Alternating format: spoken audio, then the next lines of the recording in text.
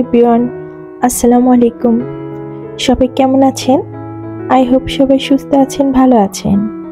আমরাও আলহামদুলিল্লাহ আল্লাহর রহমতে খুব ভালো আছি।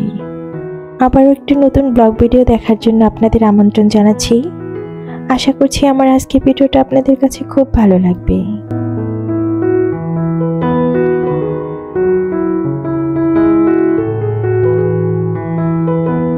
এই মুহূর্তে যে যেখান থেকে আমার ভিডিওটা দেখছেন, আশা করব একটা লাইক দিয়ে আমার ফুল ভিডিওটা কন্টিনিউ করবেন। আপনার ছোট্ট একটা লাইক আমার ভিডিওটা অনেক মানুষের মাঝে পৌঁছে দিতে সাহায্য করবে, তাই আশা করব একটা লাইক দিয়ে আমার ফুল ভিডিওটা কন্টিনিউ করবেন।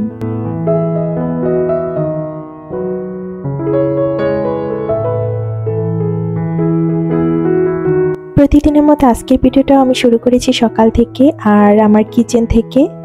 তো এখানে হচ্ছে আমি সকালের জন্য নাস্তা বানিয়ে নিচ্ছি।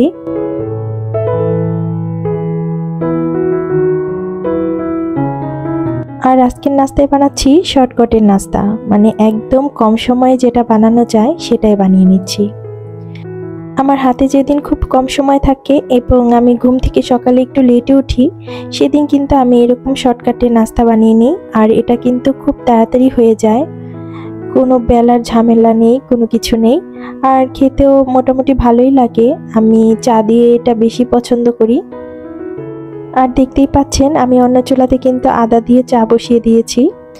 আসলে এখন থেকে দুধ চা কিন্তু আমি বাদ করে দিয়েছি, মানে আমি এখন থেকে চিন্তা করেছি দুধ চা খাবো না, কারণ আমার ওয়েট অলরেডি 3-4 কেজি বেড়ে গিয়েছে।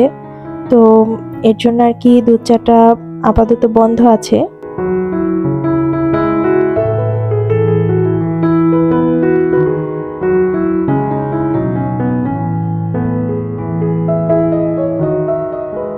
আর কিছুদিন যাবত আমি চাটা হচ্ছে আদা দিয়ে এবং একটু গুড় দিয়ে বানিয়ে নেই। আমার কাছে গুড় দিয়ে চা খেতে কিন্তু ভীষণ ভালো লাগে।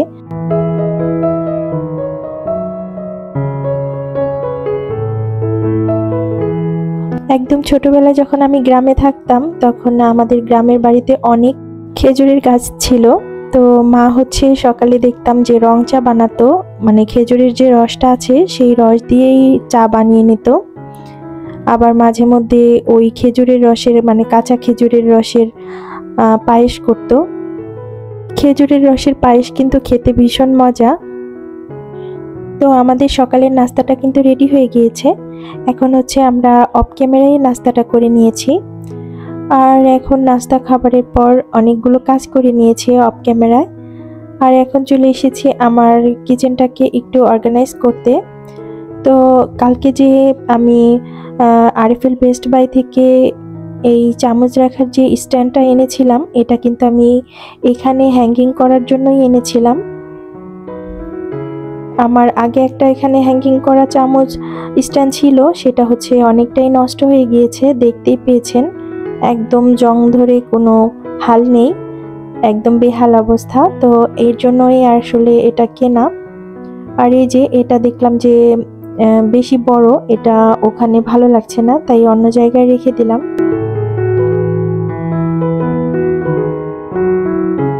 আর আমার আগেরটার থেকে এটা কিন্তু অনেক গুণ সুন্দর। মানে আমার আগেরটা ছিল একদমই নর্মাল। তো এই যে এটা হচ্ছে আগেরটা, দেখতেই পাচ্ছেন একদম বেহাল অবস্থা, এই জন্যই আসলে কিনেছি। আমি আসলে সেটাই কেনার চেষ্টা করি যেটা আমার একেবারে না কিনলেই নয়, একেবারে জরুরি, সেটাই কিনে থাকি। তো আমার যেহেতু একদম ছোট্ট কিচেন, আমি কিন্তু সেভাবেই সুন্দর করে অর্গানাইজ করার চেষ্টা করি যাতে দেখতে ভালো লাগে।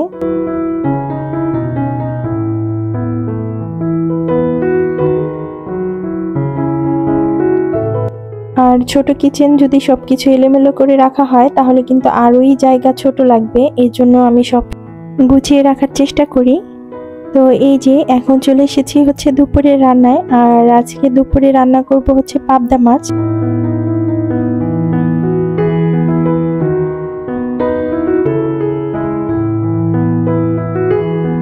আমার মনে হয় সবাই অলরেডি রোজার জন্য মাছ মাংস কিনে ফ্রিজিং করে রেখেছে। আমি শুধু পিছিয়ে রয়েছি, আমি এখনো কোনো মাছ মাংস কোনো বাজার করিনি। তো আমার ফ্রিজেও মাছ মাংস প্রায় শেষ পর্যায়ে। আর আমি হচ্ছে আগে পাবদা মাছটা বেশিরভাগ সবজি দিয়ে খেতে পছন্দ করতাম, তো ইদানিং পাবদা মাছটা আমার এভাবে বেশি করে টমেটো দিয়ে ভুনা করতে ভালোই লাগে। দুটোই ভালো লাগে, সবজি দিয়ে আলাদা একটা টেস্ট হয় আর এভাবে কিন্তু ভুনা করলে আলাদা একটা টেস্ট হয়। তো আমি হচ্ছে মাছ মাংসের বাজারটা করে উঠতে পারিনি, কারণ একদমই সময় করে উঠতে পারছি না, যার কারণে আমার এখনো কোনো বাজার করা হয়নি। তো এই যে আমি সব মশলা দিয়ে হচ্ছে একটু কষিয়ে নিচ্ছি পেঁয়াজটা।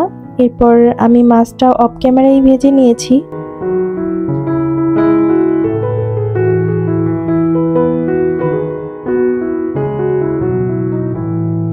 আর পরিবারের সদস্য সংখ্যা কম থাকলে একটা সুবিধা আছে, সেটা হচ্ছে একটা আইটেম করলেই কিন্তু হয়ে যায়, খুব বেশি আইটেম করার প্রয়োজন হয় না।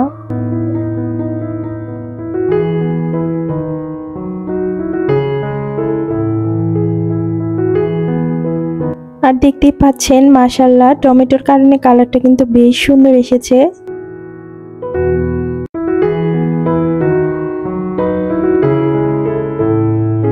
আর এখন চলে এসেছি সন্ধ্যাবেলা। তো সন্ধ্যাবেলা হচ্ছে একটু চিতই পিঠা করেছিলাম। এটা আসলে সন্ধ্যা বললেও ভুল হবে, কারণ 7:30 8টা অলরেডি বেজে গিয়েছে। তো আমরা হচ্ছে এই খাবারটা খাওয়ার পরে আর কোনো রাতের খাবার খাইনি।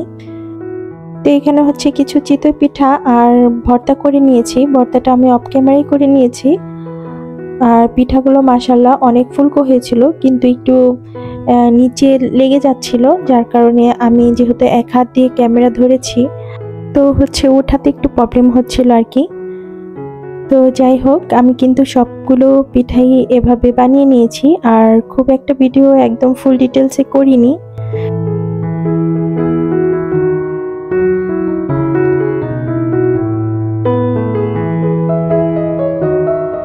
তো যাই হোক, এটা দিয়ে কিন্তু আমাদের রাতের খাবার কিন্তু হয়ে গিয়েছে। রাতে আর কোনো খাবারই আমরা খাইনি।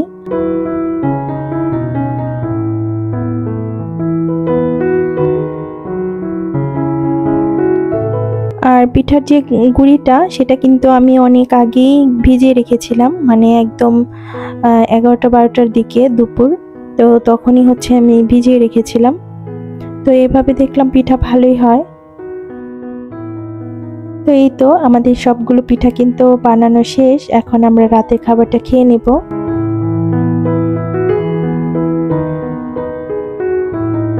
আর পিঠার সাথে ছিল এই যে রসুন পেঁয়াজ মরিচের ভর্তা।